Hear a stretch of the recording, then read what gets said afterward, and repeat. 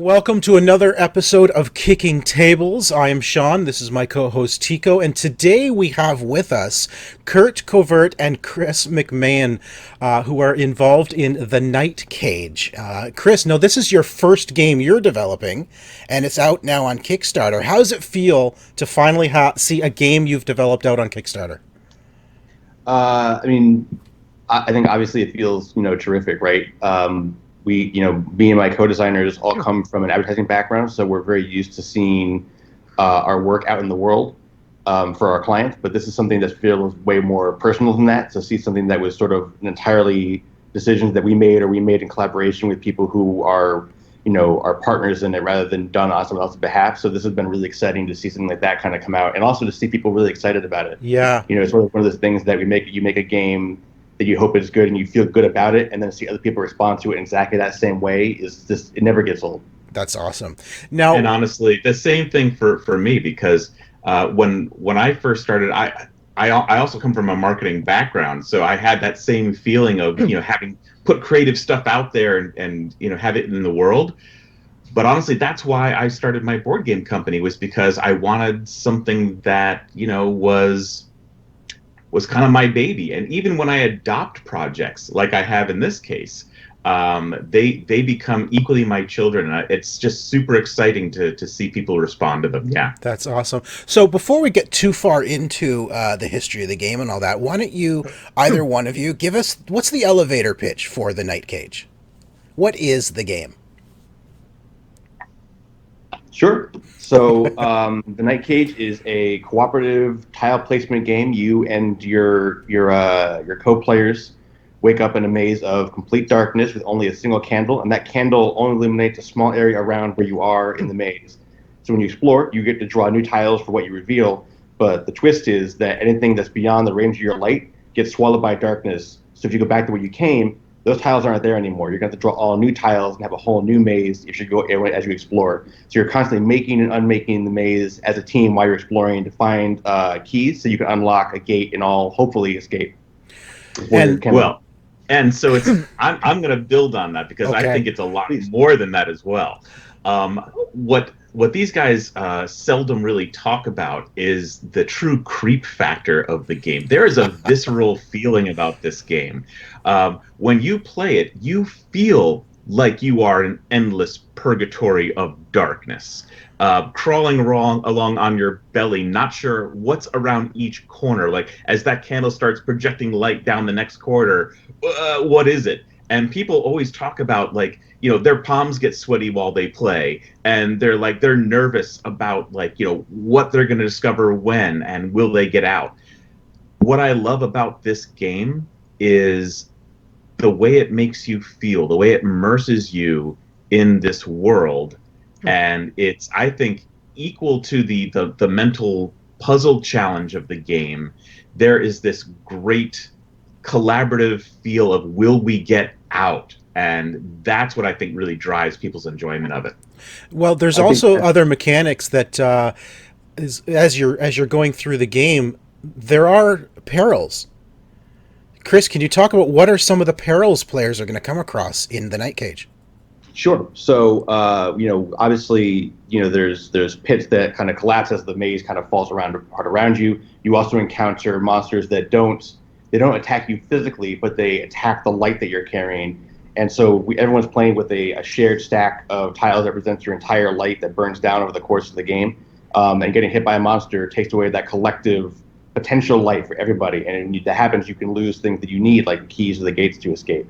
And a lot of players, when they first see them, they're like, "Oh, that's the real danger of this maze, is getting hit by them." And there's definitely a risk to that. But as you play, you realize, oh no, the real danger here is the darkness itself. That we're going to run out of candlelight. We're going to run out of options before we figure it out. The players will be looking for this key over here, and they look for this gate over here, and they realize, oh, we only have 4 tiles left, and there's all this empty space between us. Oh no! And you end up with this really interesting feeling where you realize over the course of the game that your knowledge that evolves. Now, there's other things as well. Our Kickstarter community has been really strong, and we've unlocked a couple of different stretch goal hazards and monsters. One of which is a monster called the Keeper, which replaces most of the monsters, other monsters, and the keys in the game So rather than the keys just being free floating, they end up being the persistent monsters. They have to work with the team to try and get around behind so that you can steal the keys from their weak spot rather than trying to charge in. Or maybe you have to charge in. Maybe that's the best way to get the keys from them so you can escape. That's awesome. A keeper? You should call it a keeper? Yes. Now, do you spell it like the word keeper, or is it Keyper? We thought about it, but yeah, no, it's keeper with like you'd expect it to be. You know, okay. It almost felt too cute the other way. Okay. But we knew the people would get it. Oh yeah. So. Oh yeah, for sure.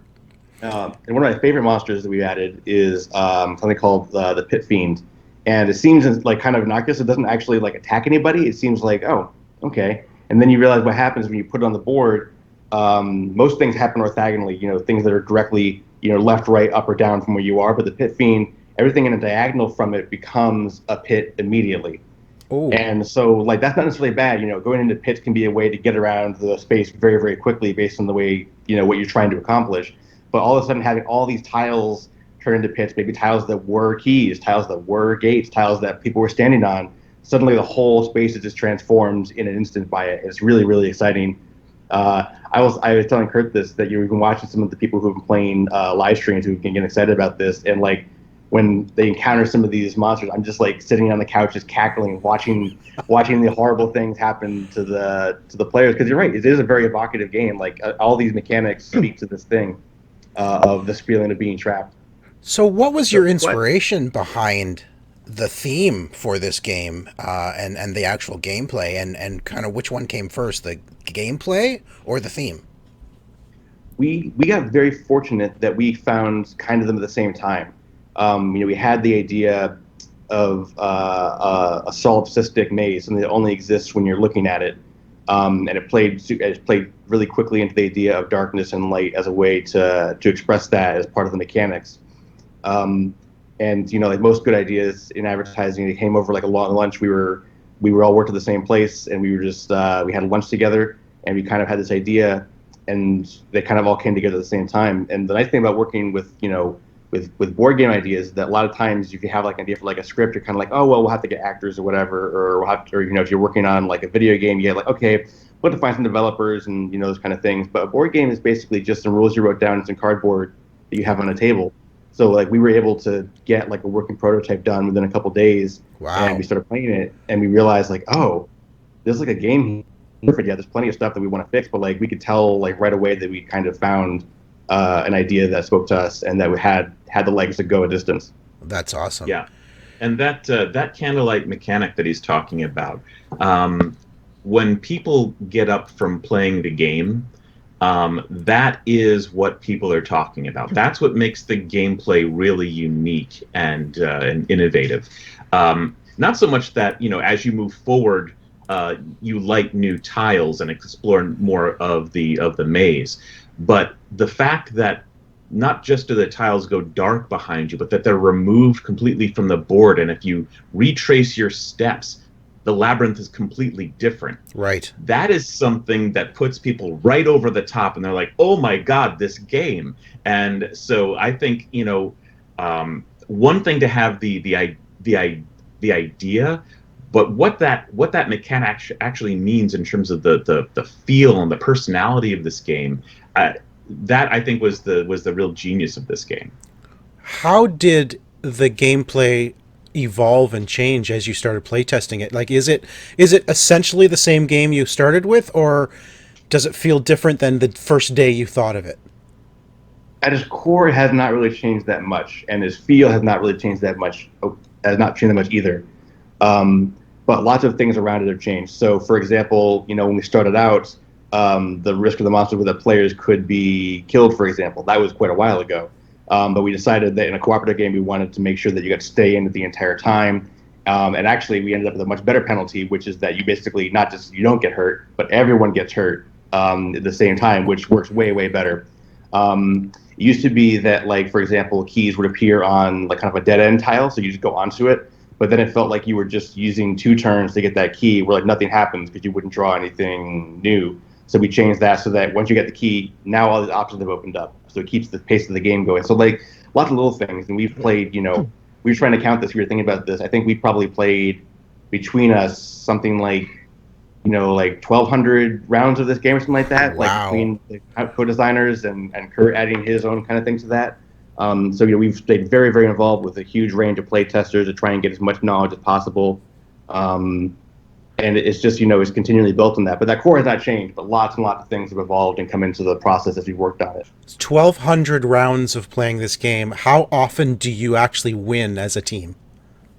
That's changed over... Yeah, they're getting better. Yeah, it's changed over time as well. I think that we as a team probably win close to our kind of design goal of around like 35-40% of the time.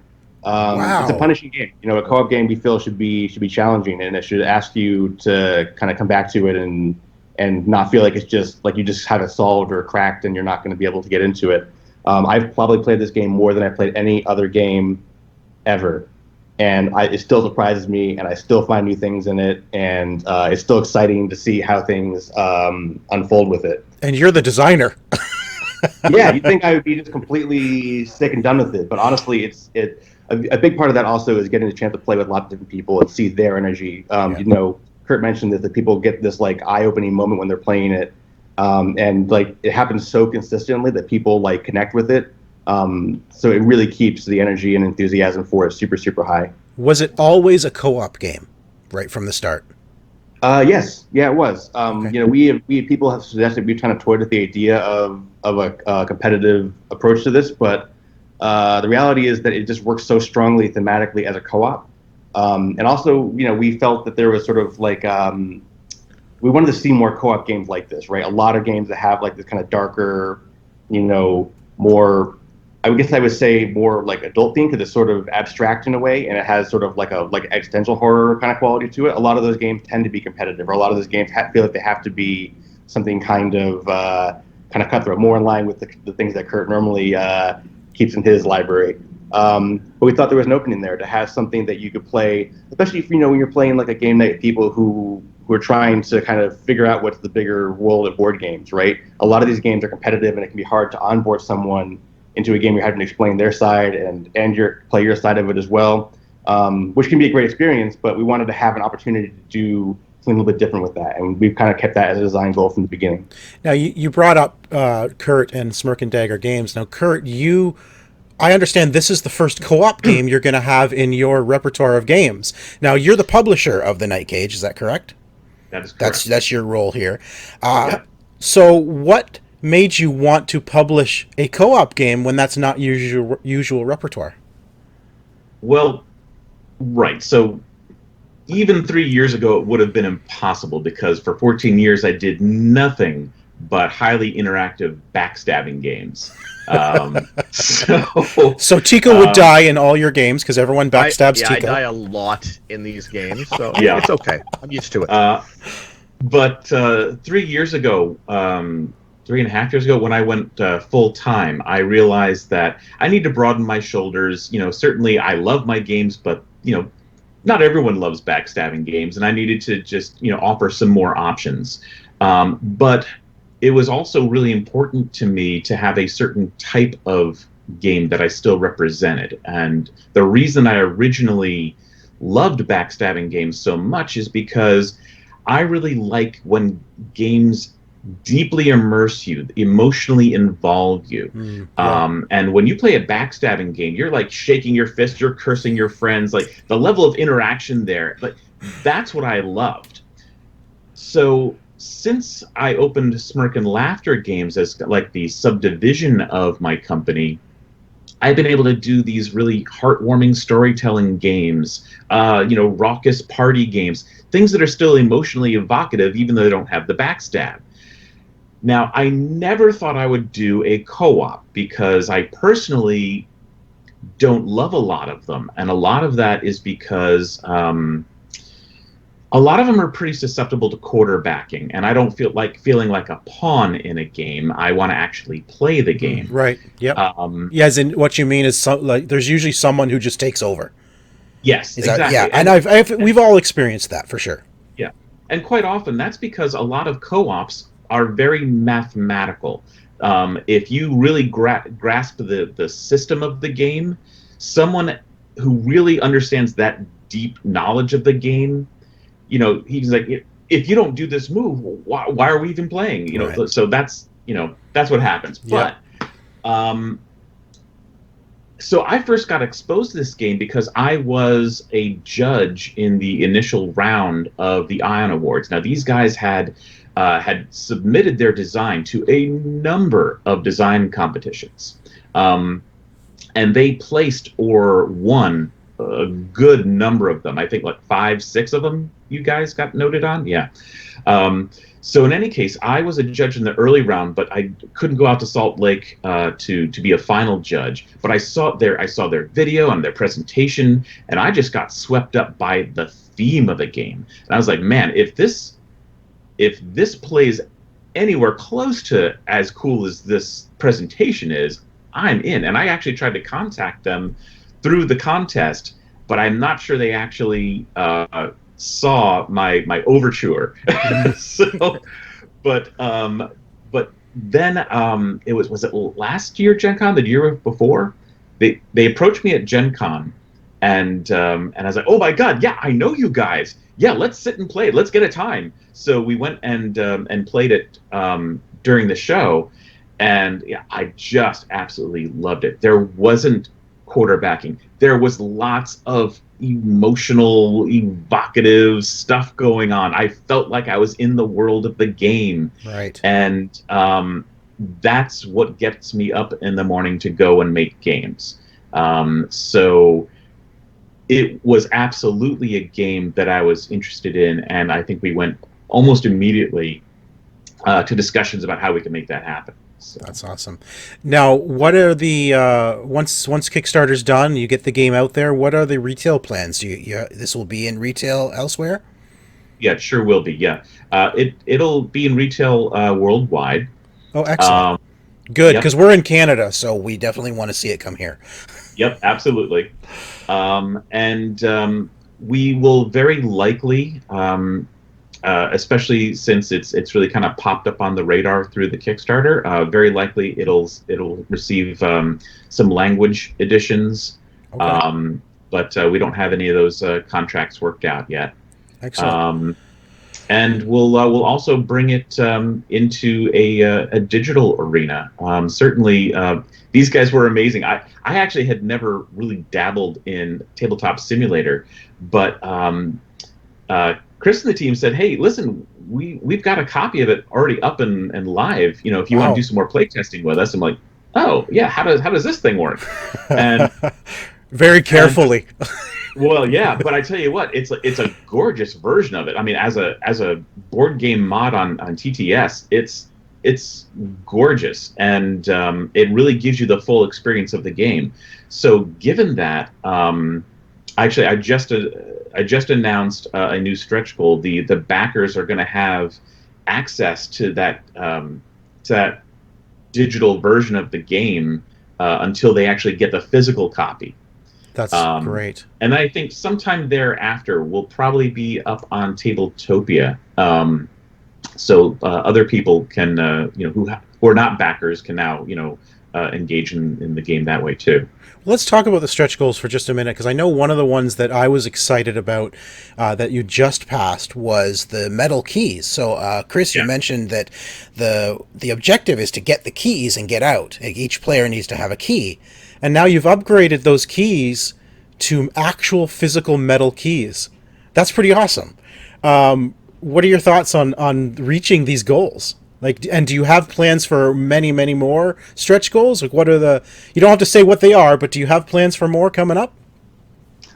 So the metal keys feels terrific. It's one of those things that, people who have probably seen earlier prototypes of this game have probably seen a version of the metal keys in person.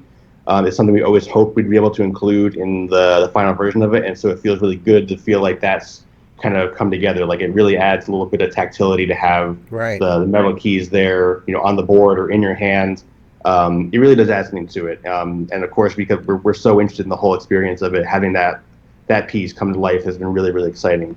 In terms of what we add, I will say that I think that one of the things that's most important to us from a design perspective is that everything that we've added from like a stretch goal perspective, or we will add from a stretch goal perspective, comes from a place of making sure that the quality is super, super high. We want to make sure that everything that we put into here so far have been things that we were hoping for, and that we had a lot of passion for, and that we've been really excited to see the community reply with that passion back to us with their support, which has been terrific. And thank you to everyone who's backed the Kickstarter so far. It's been overwhelming every day to see the support from the people who are backing this. But in terms of our design goal for that, is something this is not a game you want you to play like 2 or 3 times and then feel like you've got it or whatever. When you back this, you want to have something that you feel like you could play again and again. You can open up to people and share multiple times and get more and more out of when you play it. You feel like a game that feels like it has a real home in your collection.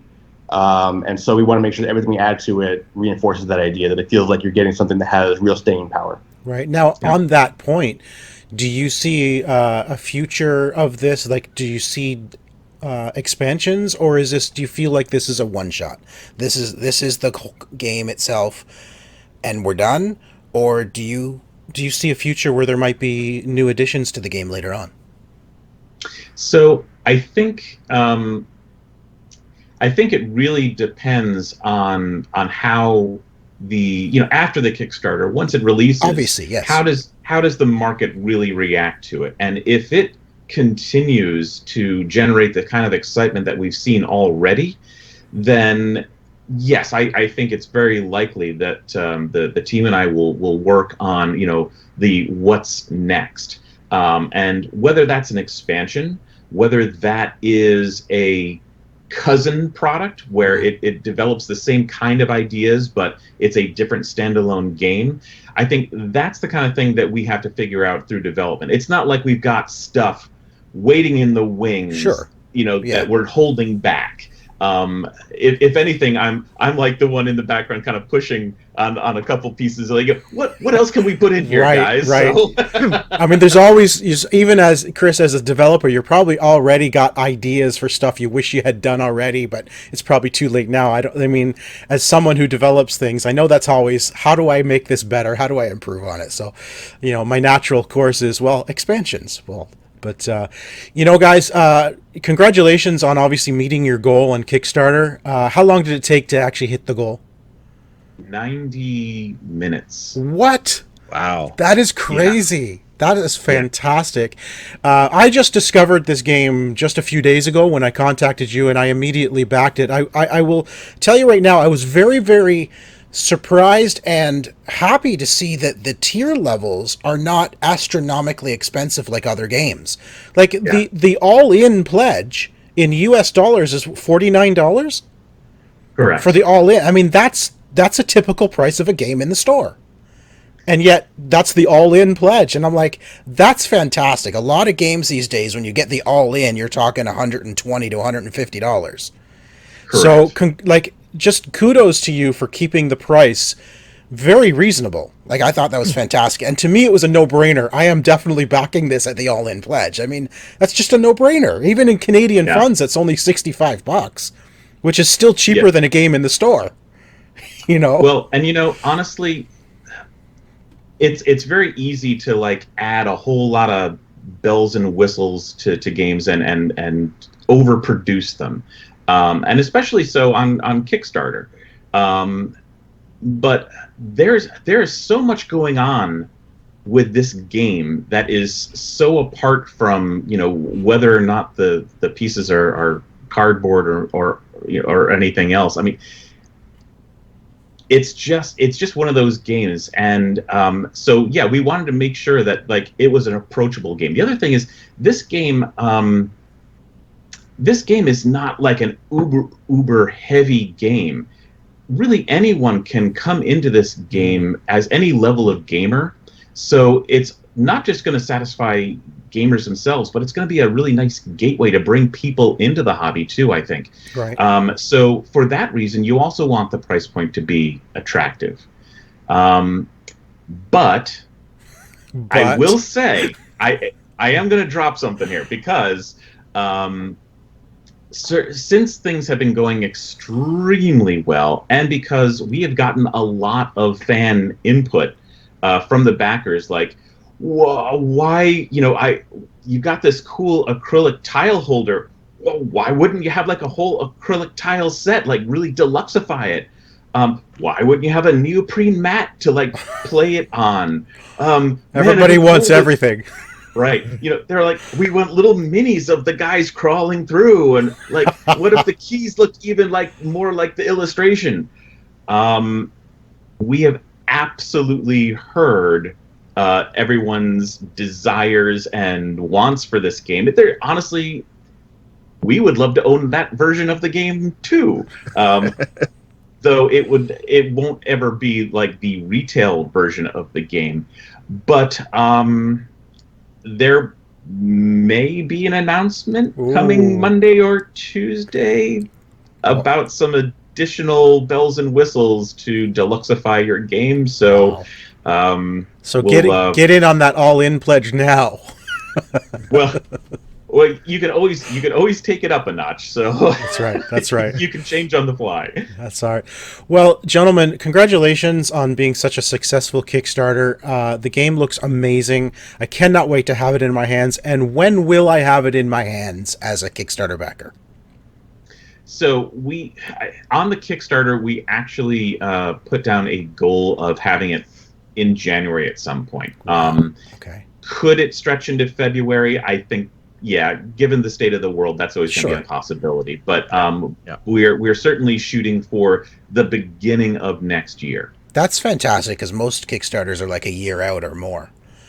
Yeah. So that's great. Yeah, here we are in July, and we're only going to wait 5 or 6 months for it. That's fantastic. So congratulations, guys. The game looks amazing. I can't wait. Thank you so much for spending some time with us here on Kicking Tables. We really appreciate your time. Thank you. Thank you so much. Thanks, guys. Take care. Thanks, guys. How long will your light last? You must work with the others to find a way out before you meet what waits beyond your